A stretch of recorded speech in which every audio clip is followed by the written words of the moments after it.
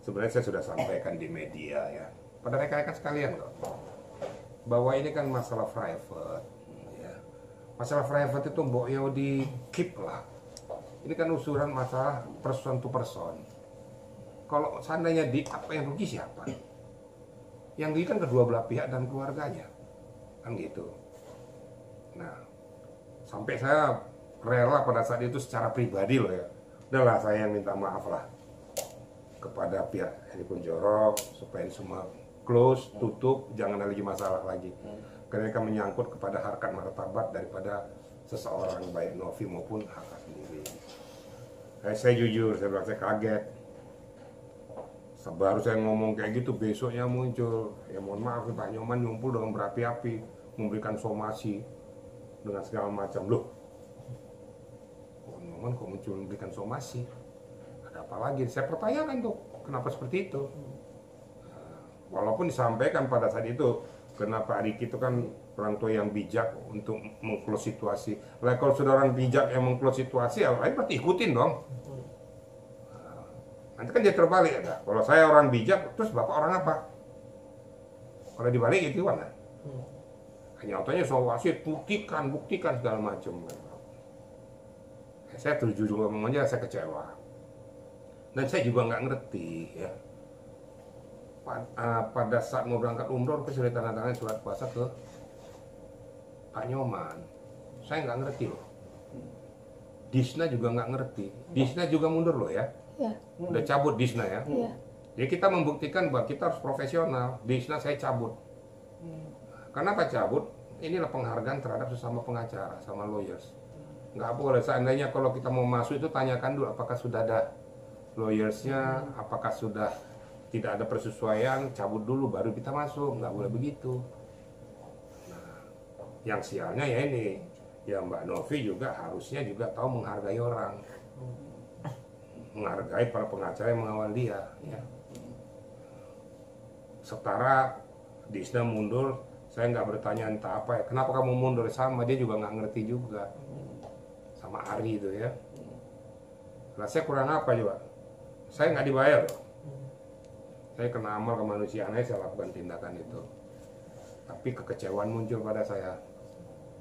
Saya berangkat ke Surabaya, tapi saya berangkat ke Surabaya sebenarnya tidak ada hubungannya atau relevansi dengan peristiwa ini, karena saya lagi menangani case di Surabaya, ketemu dengan Direskrim, dengan Kapolres Jombang. Saya bersama-sama dengan Pak Egy Sujana ya ke Jawa Timur. Ya kebetulannya dengan bersamaan ya saya ketemu dengan Heri. Heri tahu saya ada di Surabaya dari adik saya, jadi toh garis orang tuh adik saya tuh ya. Dia tahu ya. Sampaikan bahwa Bang Riki ada di Surabaya, ketemulah kita ngobrol.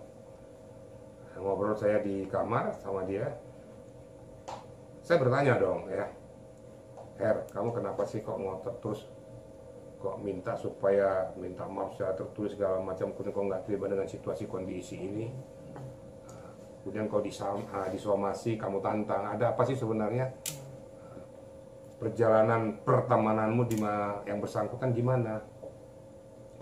Ya akhirnya dia ceritakanlah semua. Memang sudah lama kenal ya. Jadi ke salah satu donasi juga untuk DGJ ya. Nah kalau Novi datang ke sana ya sering dilayani lah dengan krunya ya, dengan krunya. Pak tinggal di apartemen atau di hotel tuh dilayani sama Heri Kunchoro. Ya hubungan pertemanan itu cukup dekat lah gitu ya. Ya kalau begitu kenapa kamu ngotot banget? Ya, karena dia di up. Heri Kunchoro-nya, nah, ini kan menyangkut pada harkat pribadinya juga, sampai dia tuh berantem sama istrinya tuh, ditunjukin semua loh. Nah, mungkin Pak Riki nggak percaya. Nah, kenapa saya berani, saya tantang, ini buktinya, dibuktikan lah, ditunjukin semua, saya video pada saya memperhatikan sambil narik nafas juga gitu loh kan. Saya sudah nggak bisa bikin apa-apa lagi. Karena dataran fakta saya melihat itu semua, memang apa yang disampaikannya itu ya faktor kebenarannya itu bisa dipertanggungjawabkan gitu loh. Ya akhirnya saya berpikir ya sudah Her, kau keep, tetap saya suruh keep loh. Kau keep, nggak usah lagi banyak ngomong, dan ini nggak perlu kau publikasikan kemana-mana. Apa yang kau ketahui ini pegang. Oke, sudah. Saya memang sudah janji memang mau mundur. Setelah melihat ini semakin menguatkan diri saya untuk mundur. Maka setelah saya pulang ke Jakarta, saya kumpul dengan media kemarin itu juga ya. Sekarang dengan rekan-rekan, saya menyatakan mundur.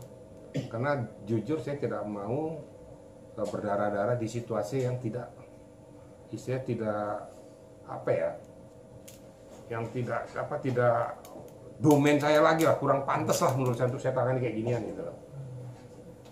Saya membantu dia tuh pada posisi donasi, tapi kok merembet kemana-mana.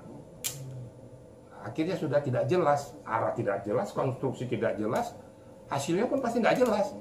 Yang ngapain saya harus berdarah-darah di sini, sudah tidak sesuai dengan apa yang saya sepakati di dalam menandatangani surat kuasa tersebut. Akhirnya saya mundur. Ya, walaupun Mbak Novi bilang, Bapak ya saya menghormati keputusan Bapak, tapi tolong saya didukung terus dengan moral. Oh saya tetap dukung moral dan doa, saya bilang.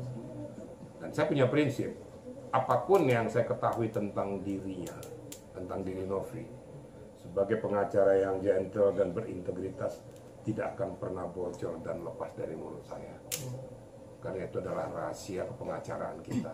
Kita harus menjaga betul-betul klien kita, apapun. Biarpun kita berseberangan, kita sudah lagi nggak bersama-sama, saya tetap menjaga klien saya di hadapan saya, yang saya ketahui loh ya. Kalau yang tidak saya ketahui, saya nggak bisa jawab. Kira-kira gitu, ya. Pak, berarti kalau Bapak mundur, setara juga mundur, proses dari somasi tersebut kelanjutannya seperti apa, Pak? Ya silakan ya, saya nggak mau campur lagi. Kalau mau disomasi-somasi sama dia, itu hanya pesan saya itu aja.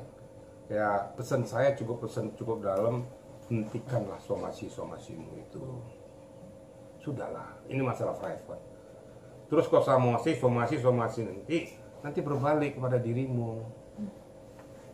Kan nggak lucu kalau berbalik pada dirimu saat pembuktian yang benar, akhirnya malu sendiri.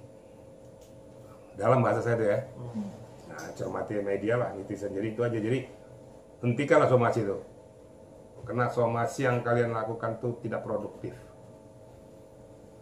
Tidak produktif dalam artian akan bertabrakan dengan fakta nanti. Kira-kira ya. Kalau fakta itu sebenarnya dia cool ya. Setelah saya lihat tuh, dia cuma sangat mengecewakan bagi dia itu karena di-up itu ya, di-up di media, TikTok tentang masalah pribadi dia dan keluarga. Kayak sampai istrinya nangis-nangis tuh. Ya.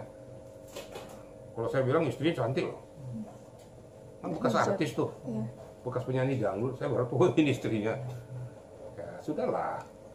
Jangan, apakah media ataupun netizen ini nggak berpikir kalau kita angkat-angkat ini, termasuk pengacaranya, apa nggak sama dengan menyengsarakan orang-orang yang di belakangnya nih? Keluarganya, anaknya, istrinya, kerabatnya, lingkungan kerjanya.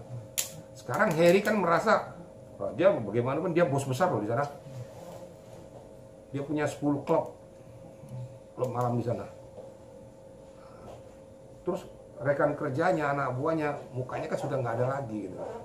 Itu yang dijaga sama Harry sebenarnya. Nah, makanya kalau kita nggak mau istilahnya tuh berdarah-darah di situ, ya nggak usah masuk klub malam. Itu aja kesimpulannya kan. Bang, Pak Haka sendiri minta solusi gak ke Abang terkait kasus ini? Misalkan Abang sudah mundur. Diserahkan kepada saya. Gimana? Intinya tuh aku percaya dengan Bang Riki. Bang Riki ngambil kebijakan, saya percaya pasti akan mendapatkan solusinya. Yang penting Bang, satu, jangan lagi ada up-up tentang masalah itu.